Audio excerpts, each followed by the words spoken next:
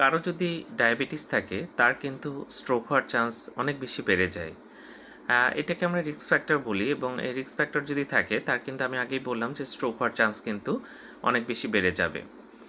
আবার কারো যদি ডায়াবেটিস থাকে বা উচ্চ রক্তচাপ একই সাথে থাকে তার কিন্তু স্ট্রোক হওয়ার চান্স আরও বেশি বাড়ে, অর্থাৎ দুইটা যদি রিস্ক ফ্যাক্টর থাকে তার কিন্তু যে কোনো সময় দেখা যায় স্ট্রোক হতে পারে।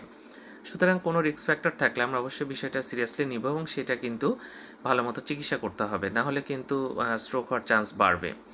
আমাদের দেশের মানুষ ধূমপান করে প্রচুর এবং অনেকের রক্তে কিন্তু চর্বি বেশি থাকে। অনেকে মাপলে কিন্তু এটা বোঝা যাবে। আপনি বাইরে থেকে কিন্তু সেরকম সিমটম বা সেরকম কোনো সাইন কিন্তু আপনি দেখতে পাবেন না। কিন্তু দেখা যায় তার রক্তে চর্বির পরিমাণ অনেক বেশি। তো এই রিস্ক ফ্যাক্টরগুলো যদি থাকে তার যেকোনো সময় স্ট্রোক হওয়ার চান্স অনেক বেশি বেড়ে যায়।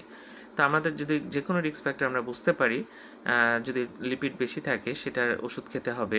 ডায়াবেটিস থাকলে কন্ট্রোলে রাখতে হবে, উচ্চ রক্তচাপ থাকলে কন্ট্রোলে রাখতে হবে এবং ধূমপান অবশ্যই বন্ধ করতে হবে। ধন্যবাদ সবাইকে।